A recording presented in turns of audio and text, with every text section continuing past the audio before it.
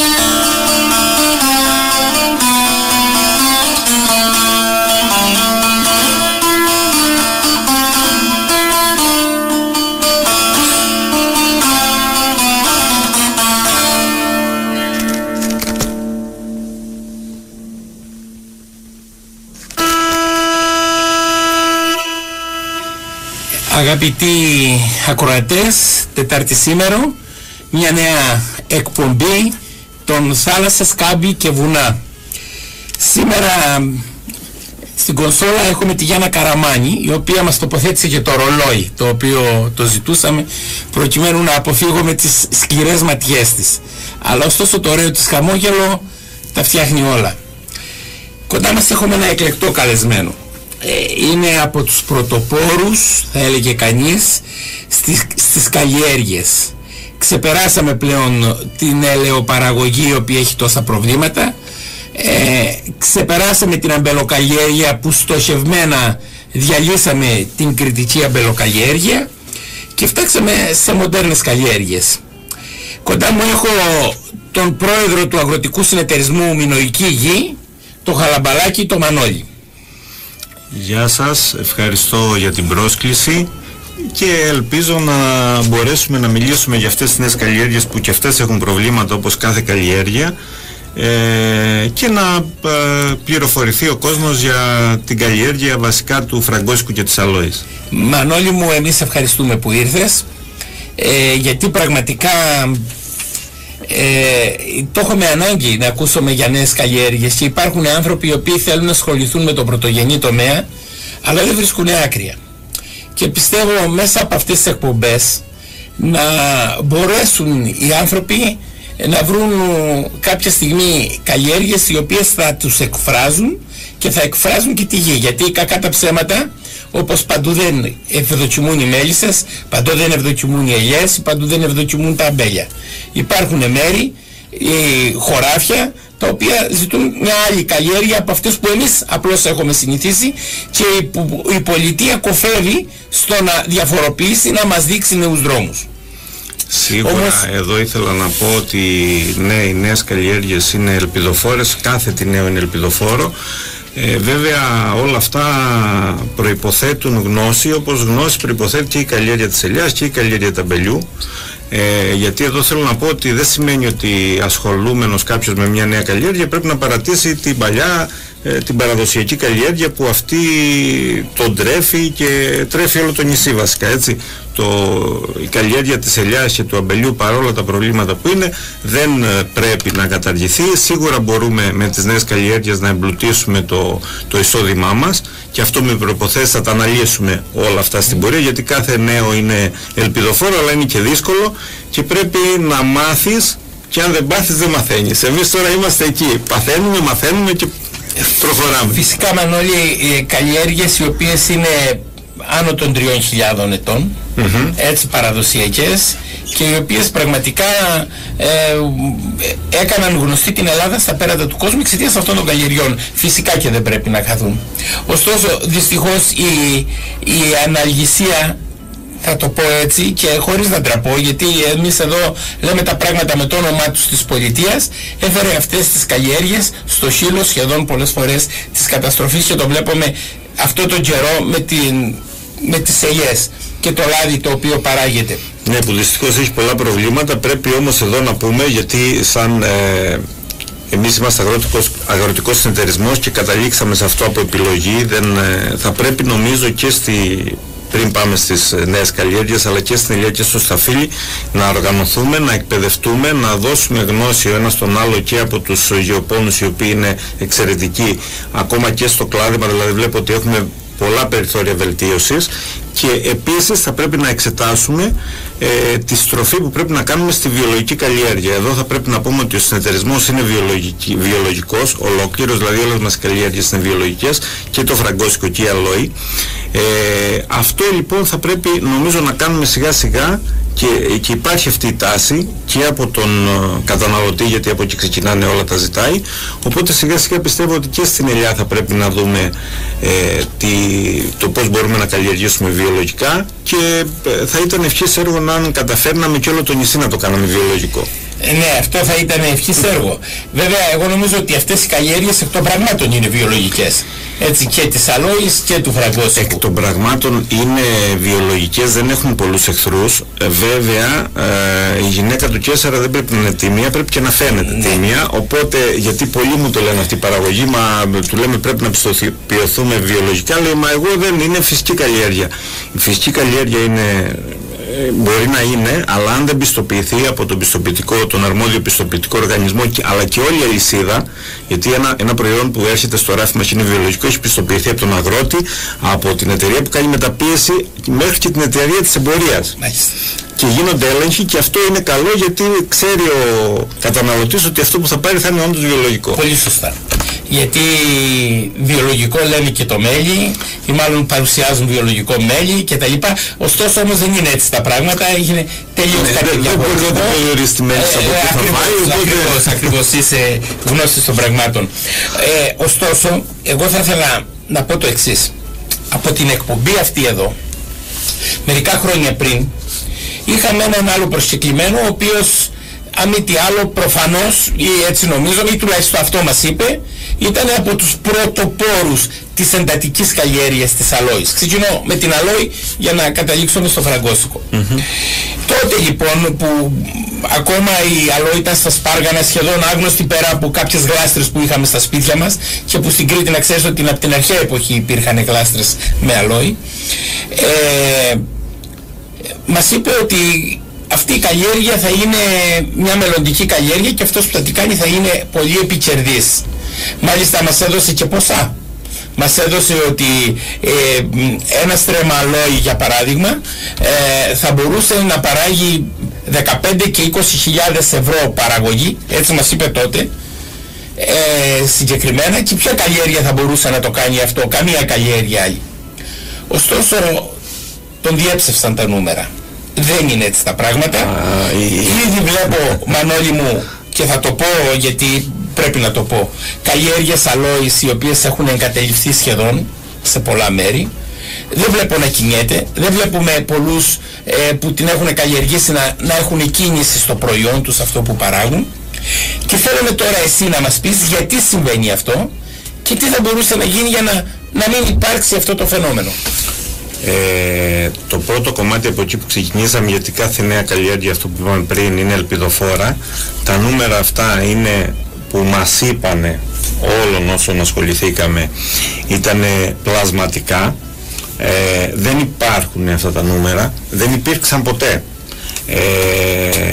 Μπορεί υπό προϋποθέσεις, όπως όλες οι καλλιέργειες, να είναι μια αρκετά παραγωγική καλλιέργεια, και ένα στρέμμα θα μπορεί να σου αποφέρει και ένα εισόδημα της τάξης των 3 έως 5.000. Βέβαια εξαρτάται και τα κόστη, τα καλλιεργητικά, τις εισρωές που έχεις, σε λίπασμα, σε ξεχόρτισμα, γιατί εμείς καλλιεργούμε βιολογικά, οπότε αυτό είναι πάρα πολύ σημαντικό. Και σημειωτέω να πούμε ότι είμαστε από τους λίγους που καλλιεργούμε βιολογικά την αλόη, και μιλάω για όλη την Κρήτη, δεν μιλάω, γιατί δεν θα μιλήσω ας πούμε σε αυτό το κομμάτι μόνο για το συνεταιρισμό, αλλά και για όλους, μόνο για τη μεινοϊκή γη, αλλά και για όλοι οι καλλιεργητές στην Κρήτη. Γι' αυτό και αρχίζει να γίνεται ένα brand κρητική αλόη, άσχετα ποιος παραγωγός ή ποιος μεταποιητής το έχει βγάλει με ποια μπράντα, αλλά είναι βιολογική καλλιέργεια της αλόης, που είναι πάρα πολύ σημαντικό, και αυτό σημαίνει περισσότερα εργατικά κόστη. Έχει πάρα πολλά ωφέλη η αλόη και είναι ένα πολλά υποσχόμενο προϊόν, αλλά πάντα θα πρέπει όταν καλλιεργείς να έχεις προβλέψει και την πώληση. Υπάρχουν 3 στάδια. Υπάρχει η καλλιέργεια, η μεταποίηση, πώς θα μεταποιήσεις το προϊόν για να το συσκευάσεις, να πάει στον καταναλωτή, και υπάρχει και η πώληση, πώς θα φτάσει στα κανάλια διανομής. Όλο αυτόν τον καιρό λοιπόν, για αρκετό καιρό, ο κόσμος του δόθηκε κίνητρο να καλλιεργήσει, αλλά δεν είχαν προβλεφθεί η μεταποίηση, που είναι ένα πάρα πολύ σημαντικό κομμάτι, και δεν είχε προβλεφθεί και πολύ περισσότερο και η διανομή. Γι' αυτό έφτασαν στο σημείο πολλοί καλλιεργητές να έχουν καλλιεργήσει, να έχουν προϊόν, αλλά να μην έχουν πού να το διαθέσουν, γιατί δεν υπήρχε η μεταποιητική μονάδα. Τώρα υπάρχουν κάποιες προσπάθειες οι οποίες είναι ικανοποιητικές. Προσπαθεί να βρει η αγορά το ρυθμό της, ούτως ώστε να μπορεί να απορροφήσει. Αυτό όμως θα πάρει ένα διάστημα για να μπορεί να ισορροπήσει. Να ισορροπήσει δηλαδή η πώληση με την πρώτη ύλη που είναι η παραγωγή. Κάτι άλλο επίσης, το οποίο εμένα μου έχει προξενήσει απορία. Κάποιοι όταν ξεκίνησαν δηλαδή να φυτεύουν αλόη, απευθύνθηκαν φυσικά αμή τι άλλο στους γεωπόνους. Κάποιοι που πήγαν σε κάποιους οι οποίοι ήδη παρήγαγαν αλόη, τους έδωσαν φυτά. Ένα φυτό αλόης παράγει δίπλα του άλλα μικρότερα φυτόρια, πολλές παραφιάδες, το οποίο μπορεί να πάρεις και να πολλαπλασιάσεις, και συνήθως αυτός είναι ένας καλός πολλαπλασιασμός. Έτσι γίνεται μόνο, δεν υπάρχει άλλος. Κάποιοι άλλοι όμως που απευθύνθηκαν σε γεωπόνους, τους έδωσαν αλόη. Εκείνο που καλλιεργούμε πάντα μιλάμε για τον αλόη βέρα. Να πούμε εκεί για το γένος της αλόης, είναι η αλόε βέρα, έχει περίπου 200 διαφορετικές ποικιλίες. Εμείς αυτό που καλλιεργούμε είναι η αλόε βέρα barbadensis Miller, έτσι είναι το όνομά της, και είναι αυτή η αλόη που στα 2 με 3 χρόνια θα βγάλει το κίτρινο μίσχο, το κίτρινο λουλουδάκι. Οπότε δεικνύει ότι τότε είναι η γνήσια αυτή που λέμε, και το λέμε αυτό γιατί και οι άλλες έχουν ωφέλη, αλλά είναι η πιο παραγωγική όσον αφορά, είναι ο καλύτερος συνδυασμός δηλαδή της παραγωγικής απόδοσης που έχει με τα ωφέλη. Ωστόσο οι γεωπόνοι, όταν έδωσαν οι άνθρωποι, φύτευσαν την αλόη, όταν αργότερα πήγαν να πουλήσουν κάποια από αυτά τα φύλλα ή βρήκαν κάποιους εμπόρους, τους λένε ότι αυτή δεν είναι η αλόη η οποία εμείς ζητάμε. Γιατί συνέβη αυτό? Μήπως έχεις κάτι να μας πεις αυτό? Γνωρίζεις κάτι γι' αυτό? Κάποια στιγμή υπήρξε μια παρεξήγηση στην αρχή, και έχει να κάνει με το γένος της αλόης που είχε δοθεί. Κάποια στιγμή λοιπόν είχαν βρεθεί κάποια, γιατί τα φυτά τα παίρνεις μικρά, τα οποία έβγαζαν κόκκινο λουλουδάκι, και αυτό ήταν διαφορετικό. Βέβαια η διαφοροποίηση τελικά είναι μικρή. Δηλαδή σαν απόδοση μπορεί να έχει, αλλά σαν όφελος είναι σημαντικό.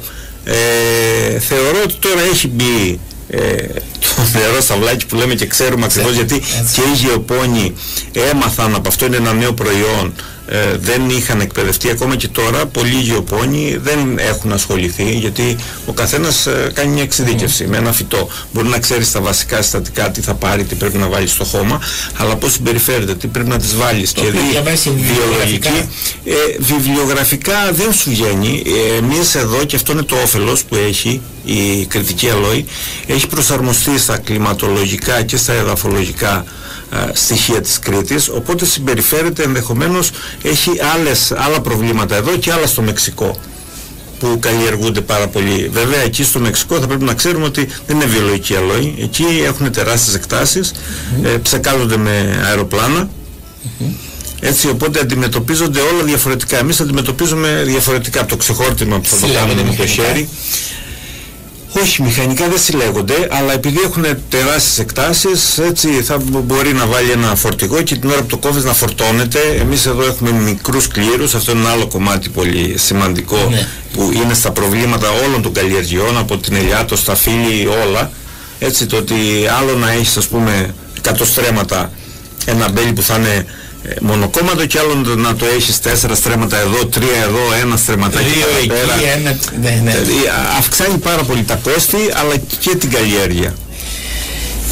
Το επόμενο ερώτημα που θα σου κάνω θα είναι ό,τι αφορά την αλόη, τι παράγει, τι παράγωγα μπορούμε να κάνουμε από εκεί, και θέλουμε πριν φτάξουμε στο φραγκόσικο σαν κατακλείδα να μας πεις, θα συνέφερε σήμερα ένα νέο που θέλει να ασχοληθεί με τον πρωτογενή τομέα να φυτέψει αλόη? Πάμε για ένα μουσικό μικρό διαλυματάκι και συνεχίζουμε.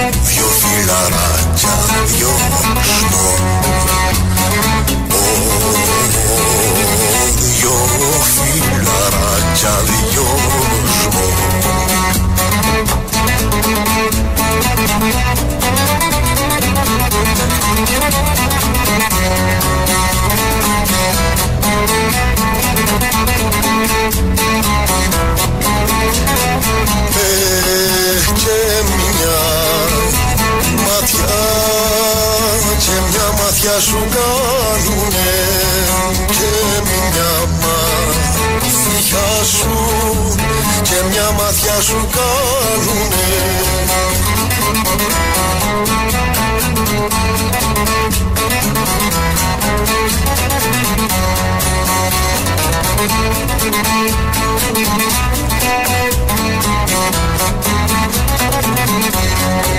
Και μια ματιά σου κάνουνε ομορφύτερο τον κόσμο.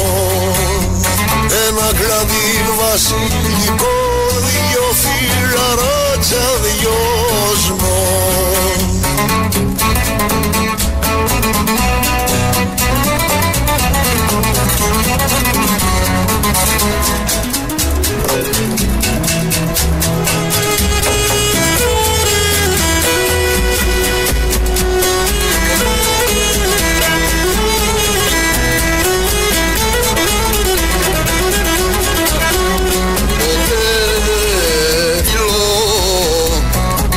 Φιλώ τα χείλη σου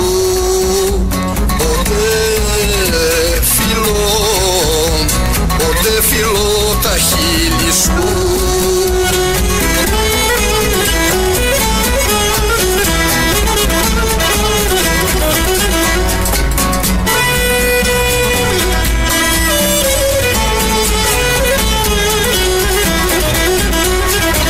Πότε φιλώ τα χείλη σου, γεμίζουν τα δικά μου.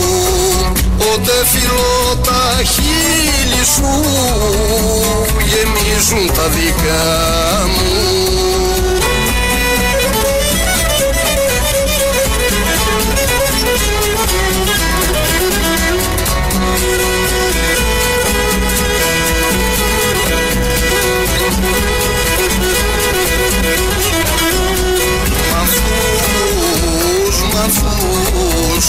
Μανθούς και ροδοπέταλα,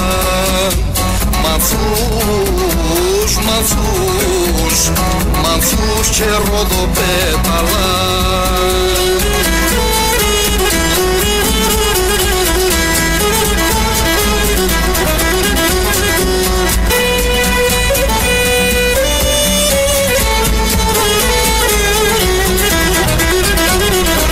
Μανθούς και ροδοπέταλα, τέρτη μου και σεβδά μου. Μανθούς και ροδοπέταλα, τέρτη μου και σεβδά μου.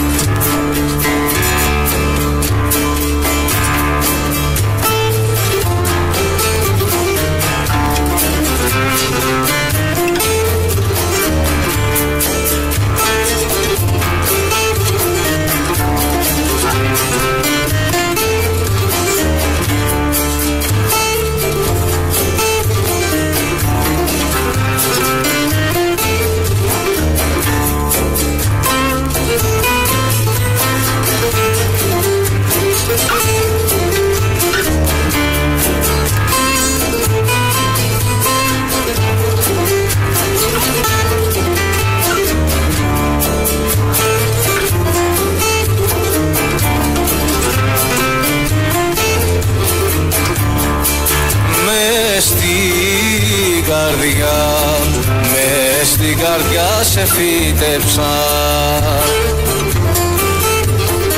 άητες μες στην καρδιά σε φύτεψα.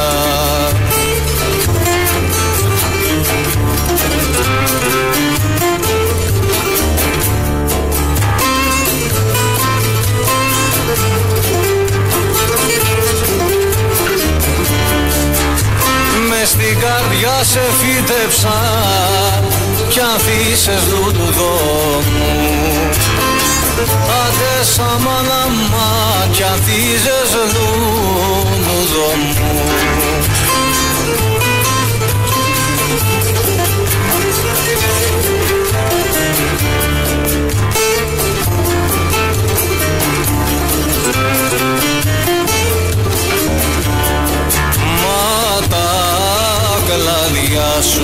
Μα τα κλαδιά σου πνίξανε, άητες μα τα κλαδιά σου πνίξανε.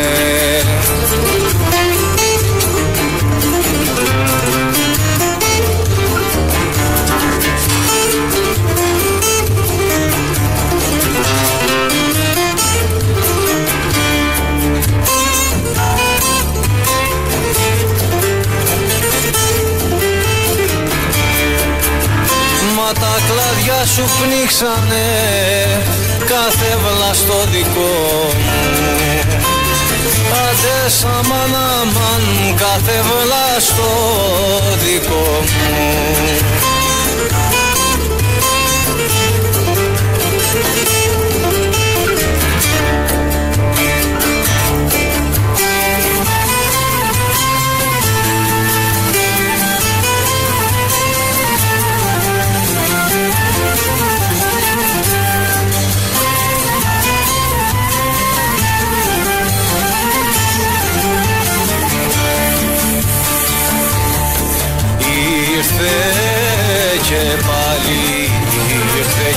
πάλι μέλισσα, ήρθε και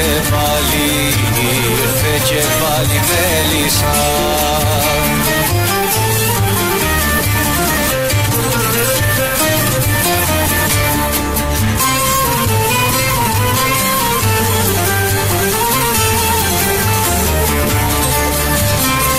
Και πάλι μέλισσα με ζήλο να μαζέψει, άντες αμάν με ζήλο να μαζέψει.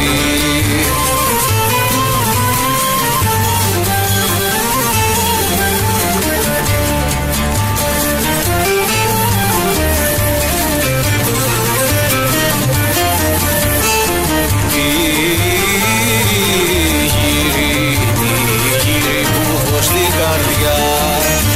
Τι γύρι που έχω στην καρδιά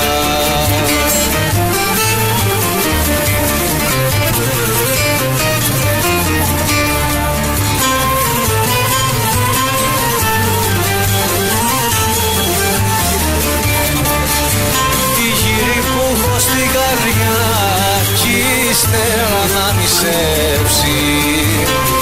Άντες αμάν κι ύστερα να μισέψει. Ήρθε και πάλι μέλισσα τη γύρι να μαζέψει.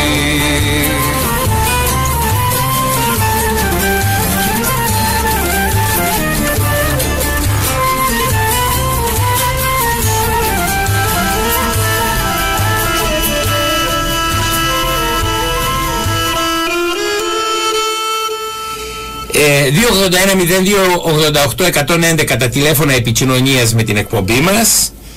Και αγαπητέ φίλε Μανώλη, να πω για όσους άνοιξαν τώρα τη συσκευή του ραδιοφώνου τους ή τώρα επιστρέφουν από τις δουλειές τους και βρίσκονται στο αμάξι τους και μας ακούν, ότι καλεσμένος είναι ο Χαραμπαλάκης ο Μανώλης, ο οποίος είναι πρόεδρος του Αγροτικού Συνεταιρισμού Μινωική Γη και ο οποίος ασχολείται με θέματα αλόης και φραγκόσικου. Είμαστε στην αλόη. Είπαμε μερικά πράγματα για την αλόη. Και εκείνο που θέλουμε για να κλείσουμε, να κάνουμε το εξής ερώτημα.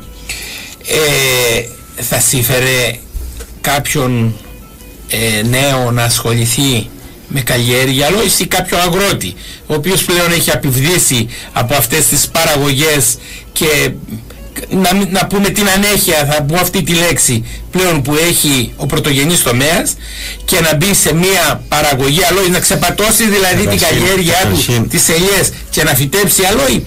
Και τι θα έπρεπε να κάνει η πολιτεία προκειμένου να ευδοκίσει αυτή η καλλιέργεια? Ωραία. Καταρχήν να πούμε ότι δεν προτείνουμε σε κανένα να ξεπατώσει μια καλλιέργεια για να κάνει κάποια άλλη.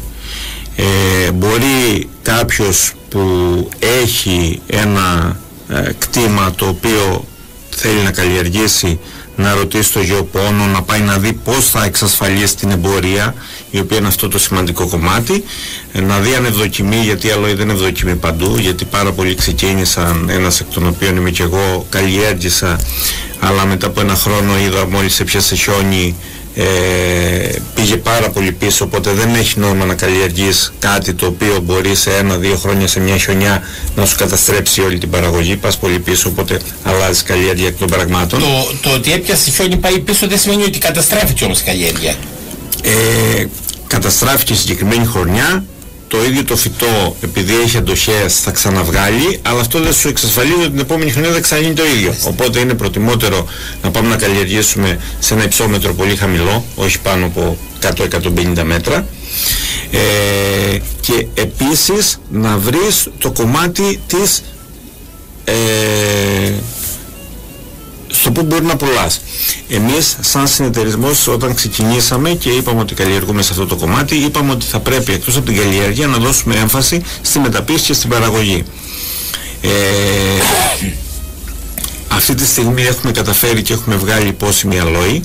Γιατί να πούμε εδώ, να πούμε δύο πραγματάκια θα ήθελα για την αλόη για να την γνωρίσει και ο κόσμος, τα ωφέλη, τι έχει και πώς μπορεί να τη χρησιμοποιήσει κανείς. Σήμερα είναι πιστοποιημένο από έρευνες που έχουν γίνει από πανεπιστήμια και ερευνητικά ιδρύματα ότι η αλόη περιέχει βιταμίνες, μέταλλα και ιχνοστοιχεία, περιέχει αμινοξέα, πολυζαχαρίτες, ένζημα, στερόλες, σαπονίνες, όλα αυτά είναι και όλα αυτά με φυσικό τρόπο.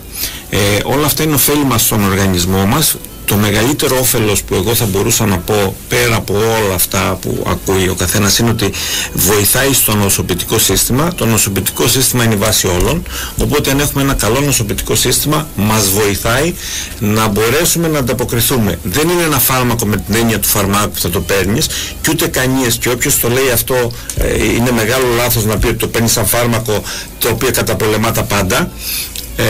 Αυτός που έχει ένα πρόβλημα θα πάει στο γιατρό, θα ακολουθήσει την αγωγή του, μπορεί συμπληρωματικά πίνοντας αλόη να δει πάρα πολύ καλά αποτελέσματα σε μια σειρά από θέματα. Θα του ρυθμίσει καταρχήν το γαστρεντερολογικό, είναι πάρα πολύ σημαντικό, μπορεί να νιώσει μείωση πόνων, να μπορεί να είναι πιο κινητικός, να νιώσει μια ευεξία και να κάνει αποτοξίνωση που είναι πάρα πολύ σημαντικό, γιατί είναι σημαντικό και από εκεί ξεκινάμε ότι είμαστε ό,τι τρώμε. Οπότε σε αυτή τη βάση, και αφού ο οργανισμός μας από μόνος του έχει τη δυνατότητα να αυτοϊάται, να μπορεί να φτιάξει ό,τι πρόβλημα έχει, το θέμα είναι να του δώσουμε τα όπλα. Ένα από αυτά τα όπλα, και τελείως φυσικό, είναι η αλόη, και το βασικό της είναι ότι έχει τέτοιες ποσότητες με διαφορετικά στοιχεία, το οποίο το ένα βοηθάει το άλλο να απορροφηθεί. Γιατί αν πάρουμε μόνο ένα στοιχείο θα είναι δύσκολο να απορροφηθεί. Αυτό που λέτε είναι κατανοητό, γιατί η αλόη δεν είναι μέλι μανούκα που πριν 2 δεκαετίες το ανακαλύψανε και το βγάλανε σε marketing και λένε ότι ξέρεις τώρα γιατί κάνει καλό, και γνωρίζουμε ότι στην Ελλάδα προηγούνται 5 μέλια καλύτερα από το μανούκα. Η αλόη είναι ένα φυτό το οποίο είναι πανάρχαιο. Από την αρχαιότητα γνωρίζουμε ότι χρησιμοποιόταν σαν θεραπευτικό, σαν ιατρικό και σαν βοηθητικό. Κυρίως βοηθητικό θα πούμε με τη σύγχρονη. Το λέγανε βέβαια και το φυτό της Αθανασίας, με την έννοια το ότι αυτός το παίρνει είναι δυνατός και ικανός να ανταπεξέλθει σε δύσκολες καταστάσεις. Τι πρέπει να κάνει κάποιος ο οποίος θα φυτέψει αλόη για να μπορέσει να πουλήσει την παραγωγή του? Θα μπορούσε να απευθυνθεί σε εσάς σαν συνεταιρισμό? Θα μπορούσατε εσείς να απορροφήσετε τις ποσότητες? Θα μπορούσε. Εμείς όχι. Αυτή τη στιγμή προσπαθούμε να απορροφήσουμε τις ποσότητες των παραγωγών μας, των μελών μας. Βεβαίως είμαστε ανοιχτοί. Έχουμε κάνει επαφές στο να ανοίξουμε αγορές, ούτως ώστε η αλόη να μπορεί να απορροφηθεί και να απορροφήσουμε μεγαλύτερες παραγωγές. Σίγουρα πρέπει να είναι βιολογικός ο παραγωγός και να πληρεί κάποιες προϋποθέσεις. Όλα αυτά είναι μέσα στο κομμάτι της αναζήτησης. Υπάρχουν και μια σειρά από άλλες προσπάθειες που γίνονται και ο στόχος όλων είναι να απορροφηθούν. Το σημαντικό κομμάτι σε αυτό που έχει ο καθένας πριν ασχοληθεί να το αναζητήσει, και επίσης θα πρέπει να μάθουμε να το χρησιμοποιούμε και εμείς οι ίδιοι, γιατί έτσι αυξάνουμε και την κατανάλωση. Πέρα από την πόσιμη αλόη, το φυτό της αλόης ως φύλλο μπορεί να χρησιμοποιηθεί στα εγκάβματα και για δερματική χρήση. Απορροφάται πάρα πολύ, έτσι, 4,7 φορές περισσότερο από το νερό. Κάνει καλύτερη ενυδάτωση και πλέον υπάρχει και σαν οδηγία στις πρώτες βοήθειες στα εγκάβματα να χρησιμοποιούν αλόη, που αυτό δείχνει ότι υπάρχει αποδοχή. Και πραγματικά, και προηγουμένως με έλεγε μια ιστορία ότι με καμένο λάδι, που είναι πάρα πολύ κακό κάψιμο αυτό, αλλά και εγώ έχω δικό μου παράδειγμα, το να έχω ακουμπήσει στην κουζίνα στο μάτι πάνω, να βάλω αλόη, να την εμποτίσω και να την αφήσω, γιατί δεν είναι εδώ, πρέπει να πούμε ότι δεν βάζεις όπως μια λυφή λίγο και μετά θα πρέπει να το επαναλαμβάνεις πολύ συχνά για να έχει αποτέλεσμα, γιατί είναι ένα τελείως φυσικό προϊόν. Αλλά έχει εξαιρετικά αποτελέσματα. Και προτείνω σε όλους να δοκιμάσουν και να το... Εγώ θα κάνω το συνήγορο του διαβόλου. Θα πω το εξής, πάντα μιμούμενος τις δικές μου γνώσεις. Παράδειγμα, ένα προϊόν που παράγει μέλισσα είναι ο βασιλικός πολτός. Στην Κρήτη παράγουμε βασιλικό πολτό, έχουμε παραγωγούς που παράγουν και γενικά στην Ελλάδα.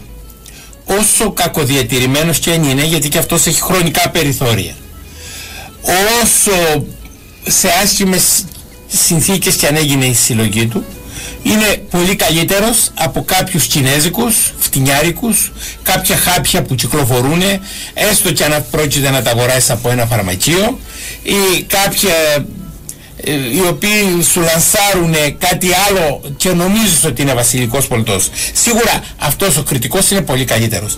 Ισχύει και για την αλόη την κριτική σε σχέση με τις εισαγωγές που γίνονται από το εξωτερικό? Εγώ θα μιλήσω για την όλη διαδικασία στην επεξεργασία της αλόης. Η αλόης από τη στιγμή που θα κοπεί θέλει 24 με 48 ώρες να επεξεργαστεί. Προφανώς ό,τι ξεκινάει και κόβεται, αρχίσει η αντίστροφη μέτρηση, θα πρέπει να είναι η διαδικασία της επεξεργασίας πάρα πολύ συγκεκριμένη, να μην ανεβάσει υψηλές θερμοκρασίες, να μην μείνει, να γίνει επεξεργασία, να αφαιρεθεί η αλοίνη όπως πρέπει για να μπει στο μπουκάλι και για να μπορέσει να διατηρηθεί και να πάει στον καταναλωτή. Σίγουρα εδώ γίνεται μια μεγάλη σύγχυση, η οποία θα ήθελα να διευκρινίσουμε. Αυτή τη στιγμή τα περισσότερα ψυγεία έχουν γεμίσει με αλόε βέρα, το οποίο δεν έχει καμία σχέση με την πόσιμη αλόη που παράγεται. Είναι στην ουσία φρουτοποτό. Βάζουν δηλαδή αυτά που φέρνουν και συνήθως από Ταϊβάν, βάζουν ένα 10-15% αλόη και το υπόλοιπο είναι νερό, είναι άλλα στοιχεία. Δεν σημαίνει ότι δεν είναι καλό, αλλά δεν είναι η πόσιμη αλόη που θα την πάρεις για να δεις αποτελέσματα. Στην αλόη που βγάζουμε εμείς τώρα, η μινοϊκή γη, την αλόε βέρα Minoan Land είναι το αγγλικό, όπως να πούμε ότι είναι και το site μας, το minoan.land, που μπορεί όποιος θέλει να το επισκεφθεί και να πάρει περισσότερες πληροφορίες. Είναι 99% αλόη, τη βγάζουμε με 3 γεύσεις, γιατί σκέτη δεν πίνει, είναι δύσκολο έτσι να μπορεί να το πιει κανείς. Έχουμε προσθέσει λοιπόν μια γεύση με φασκόμηλο, δίνοντας και βάση στα βότανα τα τοπικά, το οποίο είναι έτσι σαν να δαγκώνεις πραγματικά φασκόμηλο. Αρέσει σε όλους αυτούς που τους αρέσουν τα βότανα. Έχουμε βάλει στέβια ούτως ώστε να μην ανεβαίνει ο γλυκαιμικός δείχτης, γιατί η αλόη μπορεί να την πει και αυτούς που πάσουν από βέβαια κάνει, και μάλιστα με έναν τρόπο μπορεί και να τους να βελτιώσει την όλη κατάσταση μετά από κάποιες μέρες που μπορούν να το πάρουν, και βάζοντας το αιθέριο έλαιο του φασκόμηλου, βάζοντας μετά μια άλλη γεύση, έχουμε μαστίχα χείου, το οποίο αυτό βοηθάει και στο κομμάτι του στομάχου, και μετά έχουμε και άλλη μια η οποία είναι πιο γνωστή, το πορτοκάλι, το οποίο μπορεί να το πιει ας πούμε και κάποιος πολύ πολύ εύκολα.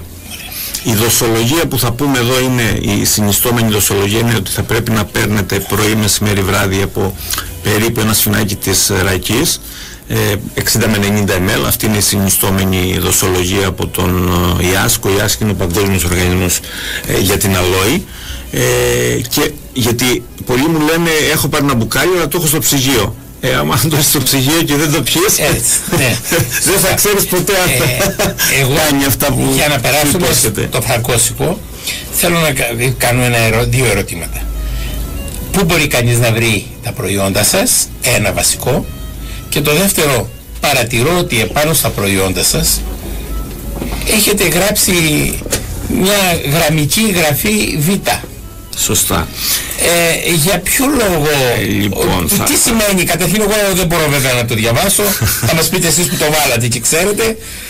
Λοιπόν, καταρχήν να σας πω ότι τα προϊόντα μπορείτε να τα βρείτε σε επιλεγμένα καταστήματα, κυρίως που ασχολούνται με τα βιολογικά προϊόντα, και έχουμε μπει και στα σούπερ μάρκετ Χαλκιαδάκη όσον αφορά το ποτό, γιατί έχουμε βγάλει, δεν είπαμε τα προϊόντα που έχουμε βγάλει, δεν έχουμε πάει συγγνώμη ακόμα στο φραγκόσικο, οπότε θα το πούμε στην πορεία, θα πάμε στο φραγκόσικο μετά.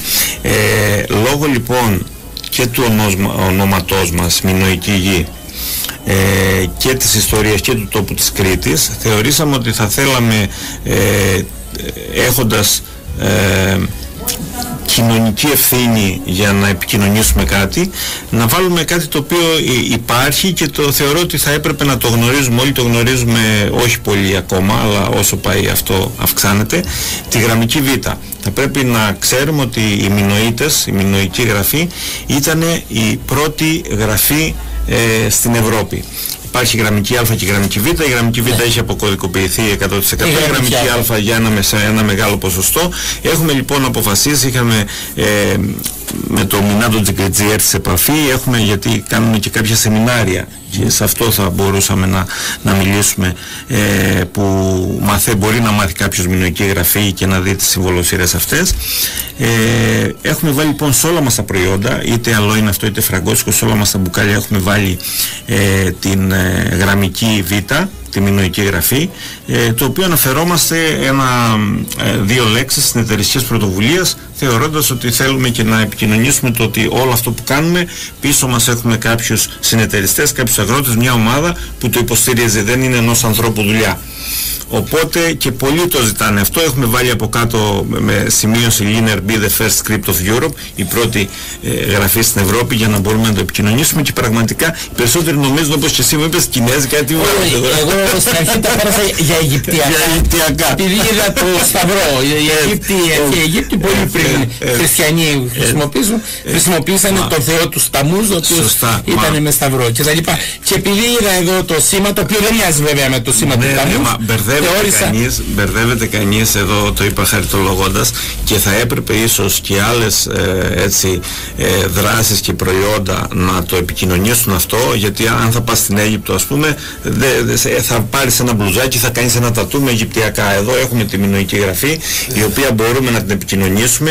Έχουν γίνει και κάποιες κινήσεις, ας πούμε, να μπουν και μινοϊκή γραφή στις ταμπέλες στο δρόμο, στα αγγλικά βέβαια υποστηριζόμενο, για να μπορεί να το βρει. Πιστεύω ότι είναι κάτι το οποίο μπορούμε, γιατί χωρίς τον πολιτισμό μας δεν μπορεί να προχωρήσει κανείς. Πρέπει να τον σέβεσαι, να τον υποστηρίζεις και να τον επικοινωνείς. Αυτό είναι δεκάδες εκπομπές από μόνοι τους, γιατί έχουμε χάσει τη ταυτότητά μας δυστυχώς. Είναι δεκάδες εκπομπές, αλλά ό,τι μπορεί να κάνει ο καθένας. Βάζει ένα μικρό λιθαράκι, μπορεί να μην είναι και κάτι, αλλά μπορεί αυτό να είναι η αιτία, να τώρα καλή ώρα, ας πούμε, κάποιοι να το δουν με διαφορετικό μάτι και να το πάρουν. Εγώ τώρα θέλω να περάσουμε στο φραγκόσικο. Και θα σταθώ τώρα εδώ, γιατί νομίζω ότι κάτι είναι. Θα ακούσουμε όμως ένα μουσικό κομματάκι και μετά θα περάσουμε στο φραγκόσικο. Το θέλω παρακαλώ το μουσικό κομματάκι για να μπορώ να ανοίξω για ένα καινούριο κεφάλαιο.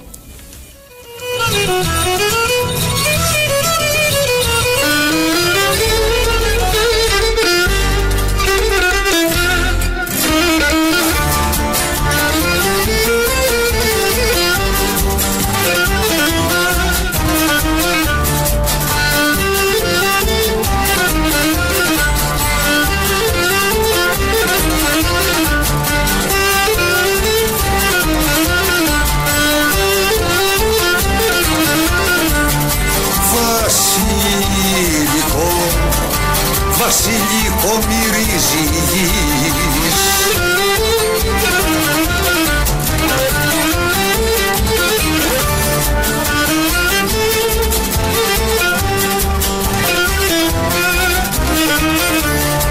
βασιλικό μυρίζει γης, κι αρισμαρί και μέντα. Βασιλικό μυρίζει γης, αρισμαρί και μέντα.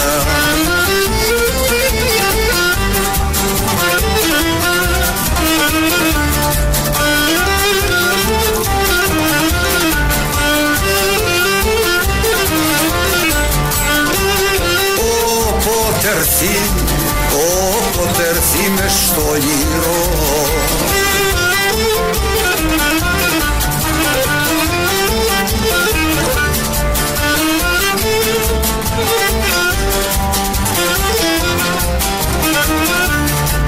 όποτε έρθει μες στο όνειρο και πιάσουμε κουβέντα, όποτε έρθει μες στο όνειρο και πιάσουμε κουβέντα.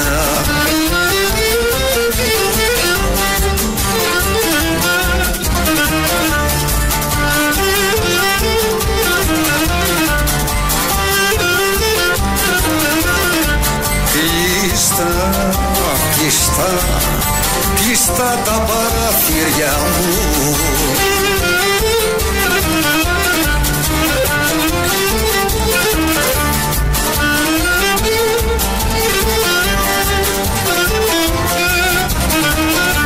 Κλείστα τα παραθύρια μου κι η πόρτα κλειδωμένη.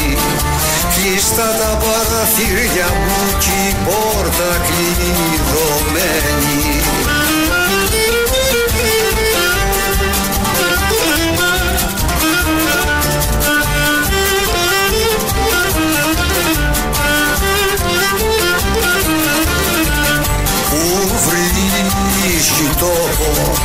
Που βρίσκει τόπο και περνά.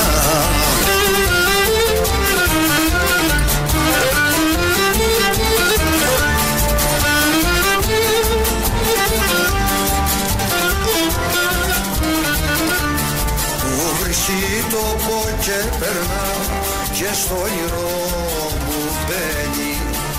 Που βρίσκει τόπο και περνά και στο όνειρο μου μπαίνει.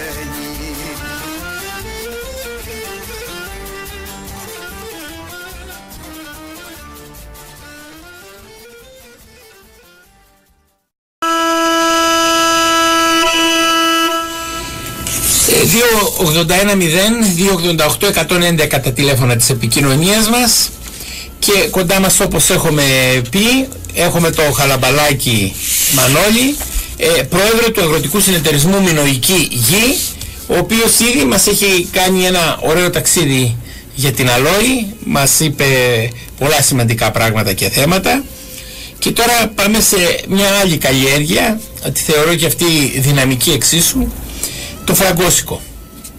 Έτσι, ελάχιστοι είναι οι καλλιέργειες που βλέπουμε σε σχέση με άλλες καλλιέργειες που έχουμε εδώ στο νησί μας, αλλά που και που δηλαδή ανάμεσα στα χωράφια βλέπουμε κάτι παράξενο και λέμε τι είναι, κοιτάζουμε καλύτερα και βλέπουμε φραγκοσικές. Θέλουμε να μας πεις μερικά πράγματα για την καλλιέργεια της φραγκοσικιάς και κάτι που θέλουμε να μας πεις σε αποδόσεις, σε νούμερα.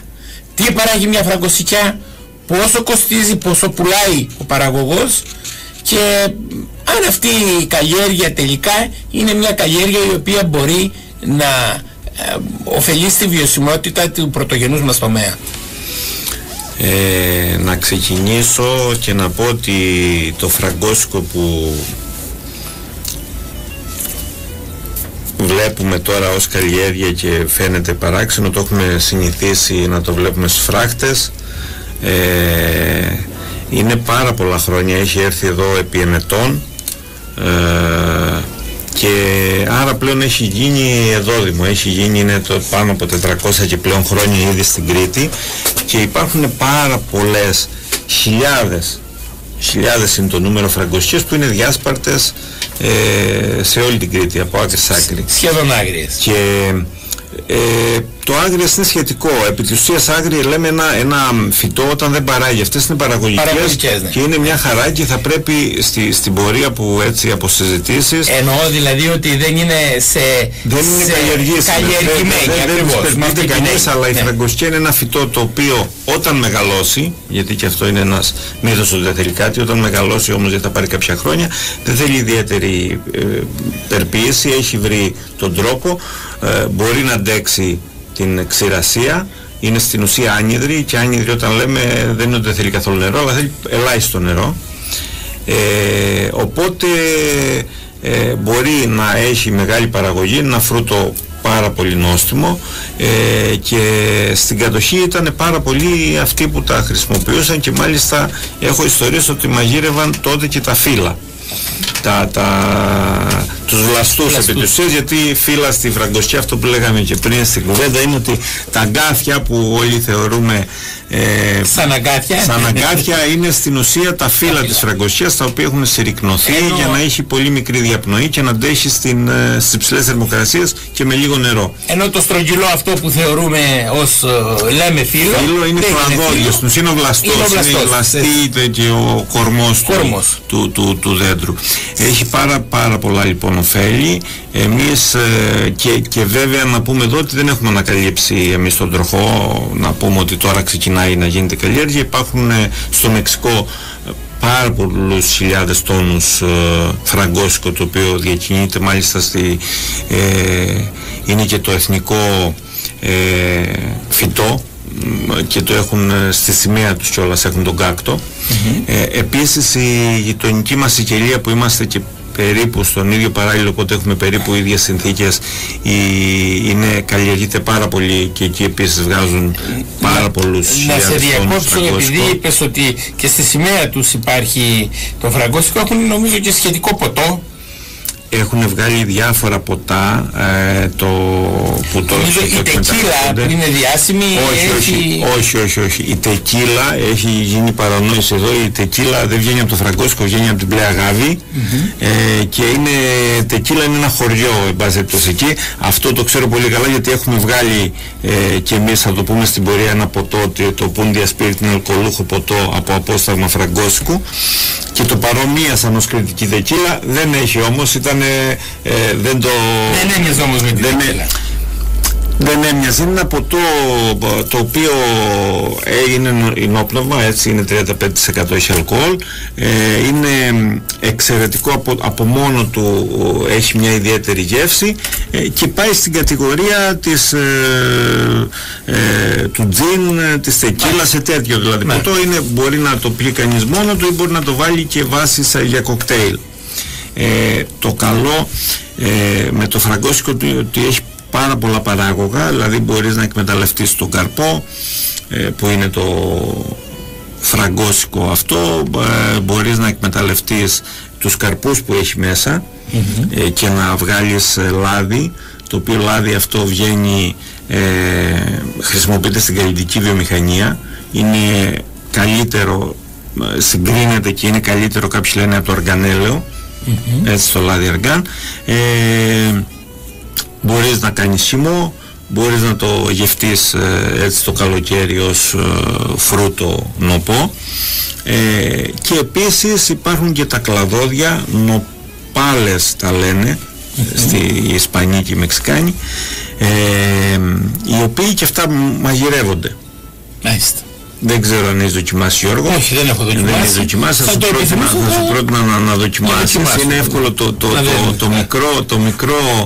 Ο μικρός βλαστός, ο οποίος είναι 15 με 20 πόντους το εκατοστά, μπορείς να το κόψεις κανείς, το καθαρίζει. Για να είναι ο βλαστός μικρός, είναι στην κορφή του φυτού, οπότε κόβεται εύκολα. Ναι, δεν είναι απαραίτητο να είναι στην κορφή, είναι στο περιμετρικά. Περιμετρικά, βέβαια. Περιμετρικά είναι τα καινούρια φύλλα, τα οποία αυτά όταν καθαριστούν από τα αγκάθια, δεν έχει πολλά, κόβεται το γύρω από το βλαστό και κόβεται μετά όπως το φασολάκι. Και μαγειρεύεται ακριβώς σαν φασολάκι, το χρησιμοποιείς, μπορείς να το βάλεις, έτσι, μπορείς να το βάλεις και με κρέας, και έχει και το σαλάτα, μπορεί να γίνει και τουρσί, έχει πάρα πολλά πράγματα, και φαντάζομαι ότι είναι ένα λαχανικό, γιατί είναι λαχανικό με πάρα πολλά έτσι ωφέλη και με πολύ χαμηλό ισοζύγιο νερού. Το τι βάζεις και επίσης ένα άλλο κομμάτι είναι η ζωοτροφή, που μπορείς να... Εδώ θα σε διακόψω, θα πω κάτι, ότι πριν μερικά χρόνια, επειδή είχαμε κάνει μια παρόμοια εκπομπή από αυτό εδώ το μικρόφωνο αυτού του σταθμού, είχαμε ένα έγγραφο το οποίο μας προερχόταν από μια βορειοαφρικανική χώρα. Επειδή το έγγραφο αυτό θεωρήθηκε κάπως απόρριτο, ας το πω έτσι, δεν θα πούμε ούτε τη χώρα ούτε από πού βγήκε αυτό το έγγραφο. Εκεί τέλος πάντων κάποιος Έλληνας πρόξενος σύστηνε ή έστελνε ένα έγγραφο προς το τότε Υπουργείο Γεωργικής Ανάπτυξης και έλεγε ότι σε αυτή τη βορειοαφρικανική χώρα αρχίζουν να φυτεύουν χιλιάδες στρέμματα με φραγκόσικο, το οποίο χρησιμοποιείται σε διάφορες χρήσεις. Έλεγε τον καρπό, έλεγε τη σάρκα του καρπού ότι χρησιμοποιείται ως βάση για μαρμελάδα και στην ζαχαροπλαστική, έλεγε τα φύλλα τα οποία τα εξήγαγαν στις Ηνωμένες Πολιτείες για να ταΐζουν αγελάδες κατά γράμμα, και εκεί αν ξέρετε να μας πείτε και τα ωφέλη που μπορεί να έχει στην κτηνιατρική χρήση, στα κτίνη δηλαδή, στα ζώα αυτά. Και επίσης να μας πείτε με τον καρπό. Από τον καρπό έβγαινε ένα λάδι το οποίο είναι πανάκριβο. Νομίζω ότι έκανε αρκετά ευρώ, τα 15 ml, νομίζω σε μικρά μπουκαλάκια 45 ml.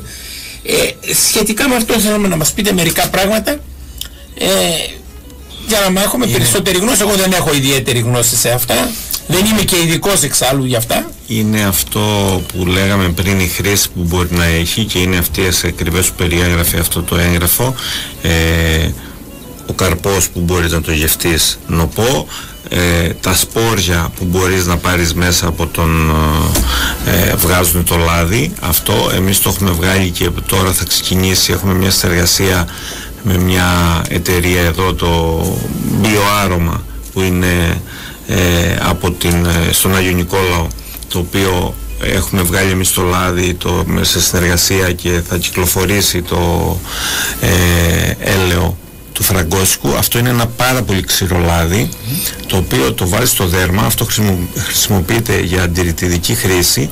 Το βάζει στο δέρμα και σε 5 λεπτά έχει απορροφηθεί. Ενώ ας πούμε αν βάλουμε αντίστοιχα ένα ελαιόλαδο και μετά από μία μέρα θα το δούμε και θα έχει λάδι.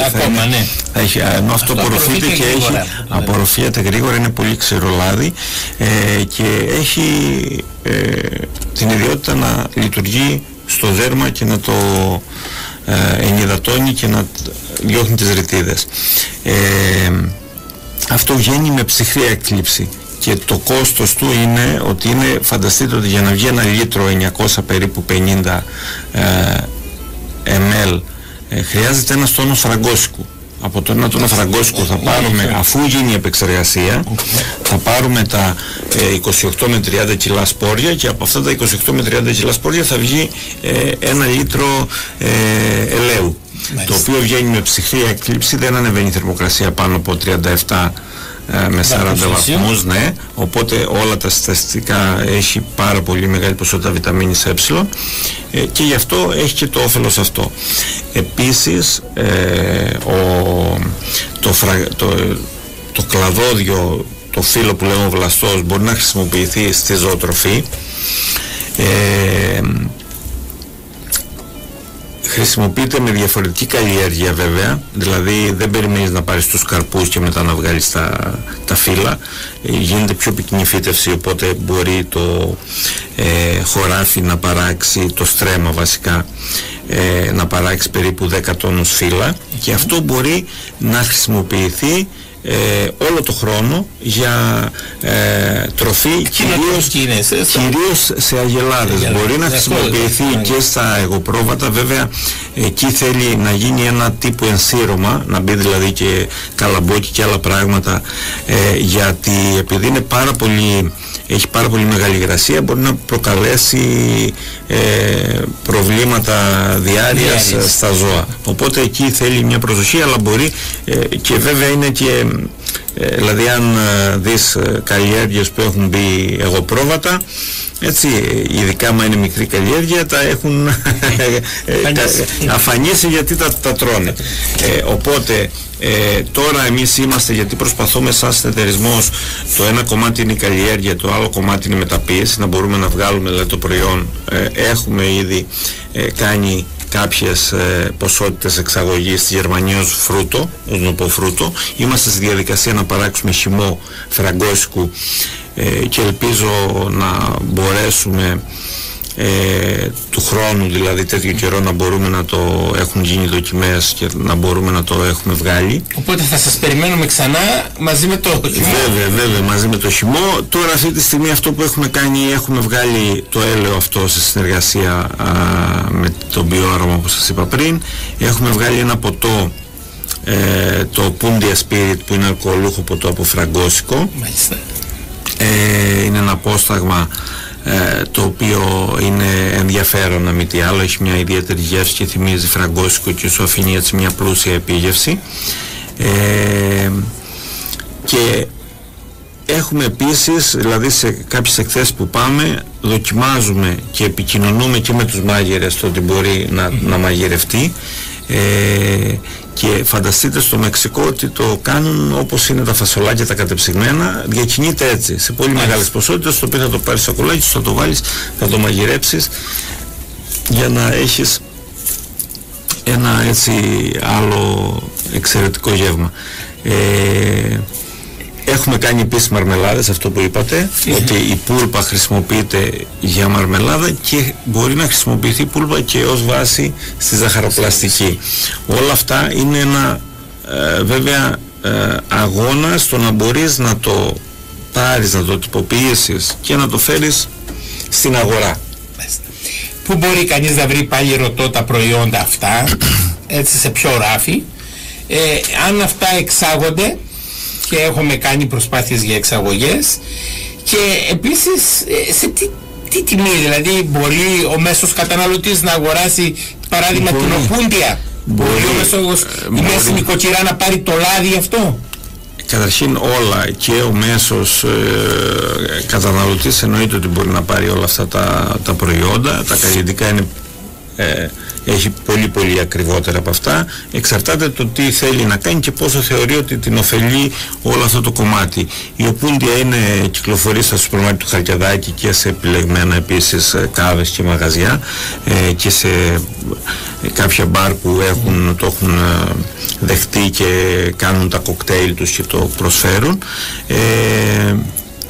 και επίσης σιγά σιγά αυτό αναπτύσσεται. Έχουν γίνει επαφές, ας πούμε, για εξαγωγές, έχουν σταλεί δείγματα. Τώρα, ας πούμε, μιλάμε με Ολλανδία, με Ουκρανία, που εκεί το ποτό τους άρεσε ιδιαίτερα, και επίσης έχουμε λίγο στραφεί και προς κάποια κράτη που είναι πιο ανατολικά.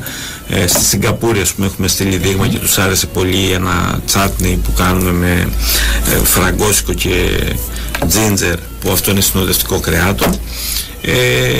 Έχουμε όμως δρόμο αρκετό μπροστά μας για εξέλιξη, για να μπορέσουμε και να απορροφήσουμε μεγαλύτερες ποσότητες και να είναι και βιώσιμο όλο αυτό. Εγώ δεν θα προχωρήσω στο καθιερωμένο διάλειμμα, και η Γιάννας μου κάνει τα νοήματα, και θα σας κρατήσω επειδή ξέρω ότι έχετε δουλειά και πολύ γρήγορα πρέπει να αποχωρήσετε. Εκείνο που ήθελα να πω το εξής, σαν κατακλείδα, θα συστήνατε σε νέους ή σε αγρότες να κάνουν μια καλλιέργεια φραγκόσικου? Υπάρχει προοπτική και μέλλον? Εγώ βέβαια ολόκαρδα εύχομαι να πετύχετε σε αυτό που κάνετε, και μη τι άλλο δεν το συζητούμε, όλοι μας το ευχόμαστε κάτι τέτοιο. Θα τους συστήνατε? Είπατε ότι δεν συστήνεται να βγάλει μια καλλιέργεια να βάλει μια άλλη. Όχι. Γιατί δεν είναι εύκολο το κομμάτι της διάθεσης, από ό,τι καταλαβαίνω. Αλλά... Μα και να ήταν εύκολο το κομμάτι της διάθεσης, το θέμα είναι υπάρχουν πάρα πολλά μεγάλα κομμάτια γης τα οποία είναι ακαλλιέργητα. Είναι προτιμότερο λοιπόν να καλλιεργήσουμε ένα επιπλέον ή να βρούμε το σωστό μέρος και να το κάνουμε, παρά να χαλάμε κάτι για να φτιάχνουμε κάτι άλλο. Χωράφια λοιπόν θέλει φραγκοσικιά. Μας είπατε για την αλόη ότι θέλουμε χωράφια τα οποία να μην είναι σε μεγάλο υψόμετρο, να μην πιάνει το χιόνι, να μην πιάνει πάχνη, γιατί πάει πίσω το φυτό.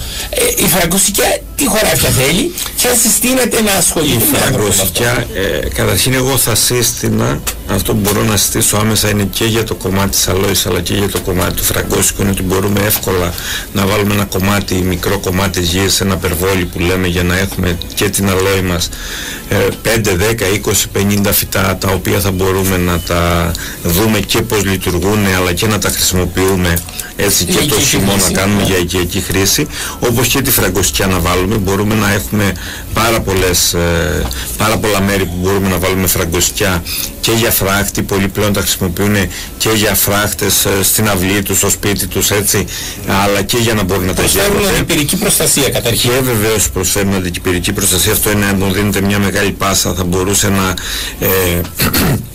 εκτάσεις ακαλλιέργητες ο ίδιος, η περιφέρεια ή ο Δήμος να βάλει ένα φυτό, και βεβαίως εδώ θα πρέπει να πούμε ότι υπάρχουν, δηλαδή στα παρτέρια σιγά σιγά βλέπω και αλόη, μια είδους αλόη βέβαια, την Arborensis, που θα τη δούμε από τα οποία αυτή είναι πιο λεπτή και είναι πιο ανθεκτική, η οποία τη βλέπουμε στα παρτέρια έτσι με τα είναι φαρμακευτική αλλά είναι και αυτή, τρώγεται, βεβαίως τρώγεται, απλά είναι πολύ πιο δύσκολη επειδή είναι πιο λεπτό το φύλλο, είναι πιο δύσκολη να καθαριστεί και βγάζει πολύ λιγότερο τζέλ.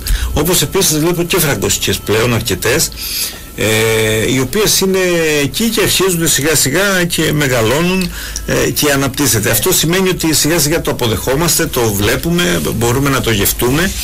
Εγώ θα πρότεινα επίσης ο καταναλωτής να πάει να τα αγοράσει και να το γευτεί και να προσέχει βεβαίως τα αγκάθια. Προηγουμένως αναφερθήκαμε σε αυτό ότι επειδή τα αγκάθια είναι δύσκολα, είναι πολύ μικρά και λεπτά, και εδώ να δώσω μια συμβουλή, το αγκάθι αυτό αν τύχει και σας τζιμπήσει, φεύγει μόνο με τζιμπιδάκι, δεν μπορεί να φύγει διαφορετικά.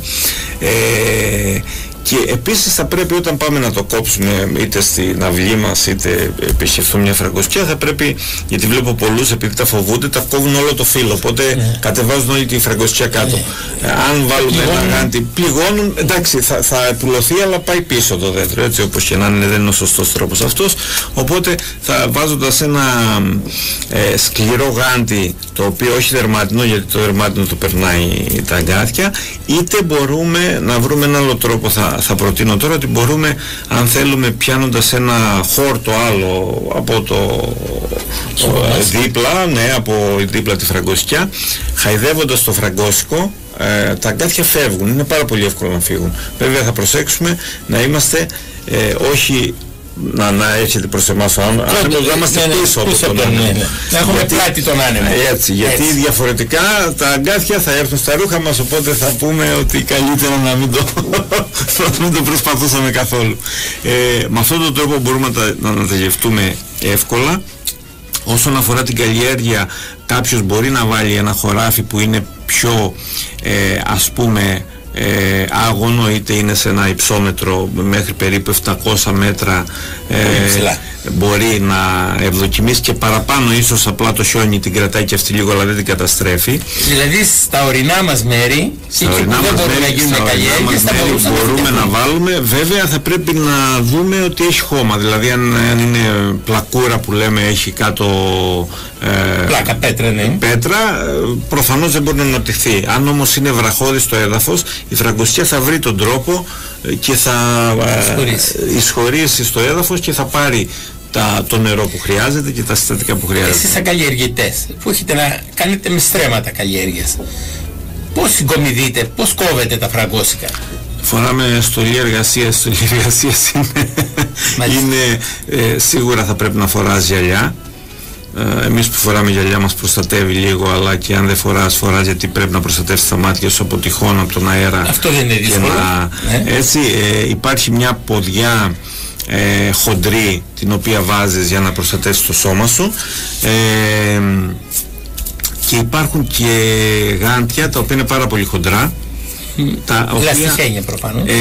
Ναι, είναι από ένα, δεν θυμάμαι ακριβώς τώρα να πω το υλικό. Τα φοράνε και γάντια πετρελαίου, μπορεί να τα βρει κανείς, γιατί δεν, δηλαδή και μέσα στο νερό να τα βάλεις, αυτά δεν περνάει καθόλου νερό, είναι αδιάβροχα εντελώς και σκληρά, και με αυτόν τον τρόπο αγκαλιάζεις στην ουσία το φραγκόσικο και το κόβεις από τη βάση του χωρίς να πληγώσεις ούτε το φραγκόσικο αλλά ούτε ιδιαίτερα το φύλλο. Δηλαδή κόβεις κάποια 2-3 χιλιοστά το πολύ, γιατί κάποιοι ας πούμε πάνε και κόβουν και ολόκληρο φύλλο. Αυτό δεν είναι μπορέσιμο, γιατί μετά δηλαδή πρέπει να είναι τόσο όσο. Ναι, το λέω αυτό έτσι να μας βάλετε λίγο στο κλίμα. Έχω δει κάποιους, το έχω χρησιμοποιήσει και εγώ, είχαν πάρει μια, δεν ξέρω σαν ιδέα και αν μπορεί να αλλάξει αυτό το πράγμα, είχαν πάρει ένα μηχανισμό το οποίο είχαν τα παλιά χρόνια οι μπακάλιδες, όταν ψηλά βρισκόταν ένα κουτί, το κοντάρι το σήκωναν, τραβούσανε ένα μοχλό, έκλεινε πάνω από ένα σαν να λέμε τεχνητό χέρι και κατέβαζαν κάτω αυτό που ήθελαν. Χρησιμοποιούν κάτι τέτοιο και το βάζουν, το κλείνουν, πιάνουν το φραγκόσικο και το κατεβάζουν κάτω. Βέβαια είναι λίγο χρονοβόρο, αλλά είναι και μακριά από τα αγκάθια. Μας είπατε σχετικά. Θα μπορούσε αυτό να χρησιμοποιηθεί. Μάλιστα εδώ και ένας έχει κάνει μια ευρασιτεχνία, μου διαφεύγει τώρα το όνομα, το οποίο έχει κάνει και κόβεται κιόλας, οπότε μπορείς να το κόψεις, ας πούμε, και σαν παραγωγή.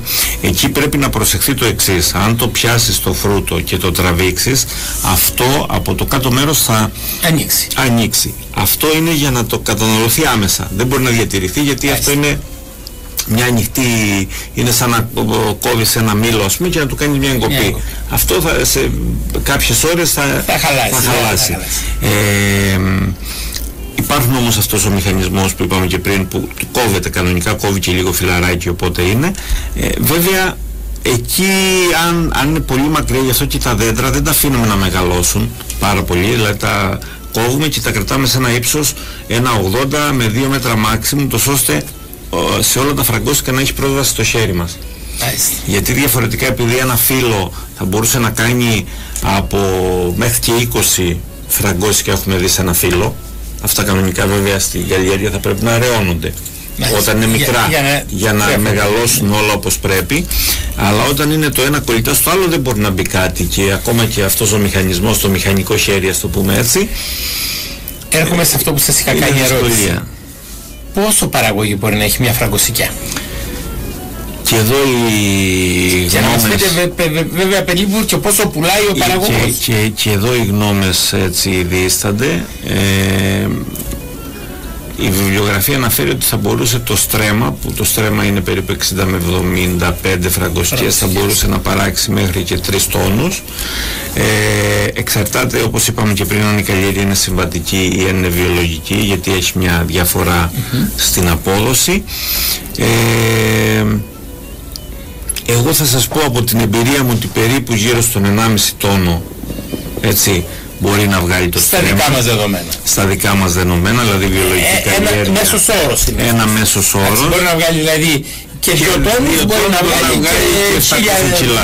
Ναι, έχει. Και συνήθως ναι, και συνήθως τείνουν ως διαμαγείας να πηγαίνουν προς τα κάτω και όχι προς τα πάνω, αλλά αυτό το βλέπουμε. Και η τιμή αυτή τη στιγμή που μπορεί να πάρει ο παραγωγός είναι περίπου από 70 μέχρι 85 λεπτά του ευρώ στο κομμάτι της ποσότητας, έτσι, το να δώσει μεγάλη ποσότητα. Από εκεί πέρα, αν το διακινήσει μόνος του ή στο ράφι μπασετούς, θα το βρεις από 2,5 μέχρι 4 ευρώ σαν φρούτο. Είναι μια τιμή η οποία είναι βιώσιμη. Θα μπορούσε, λέει, το στρέμμα να σου αφήσει για από 600 ευρώ μέχρι 1000 κάτι, 1100-1200 ίσως. Το μεγάλο θέμα που εκεί αντιμετωπίζουμε, όπως σε όλες τις καλλιέργειες, είναι να μπορέσουμε να εκμεταλλευτούμε όλα τα προϊόντα που μπορούν να βγουν από το φραγκόσικο. Επειδή είναι νοπό φρούτο, υπάρχει κατηγορία Α και κατηγορία Β. Αυτό δηλαδή που μπορεί να διατεθεί νοπό και αυτό που δεν μπορεί. Γι' αυτό προσπαθούμε και έχουμε βγάλει και την οπούντι και έχουμε υποπροϊόντα, ούτως ώστε αν θα πας, ας πούμε, 1 τόνο προϊόν και πουλήσεις τα 400-500 κιλά Α, να μπορείς και τα άλλα 500 να μην τα πετάξεις, αλλά να τα εκμεταλλευτείς. Έστω και με χαμηλότερο κόστος. Ναι, έστω και με χαμηλότερο κόστος, και αυτό είναι η όλη μας προσπάθεια. Έχουμε βγάλει αρκετά προϊόντα, έχουμε βγάλει πράγματα που μπορούμε να τα δουλέψουμε.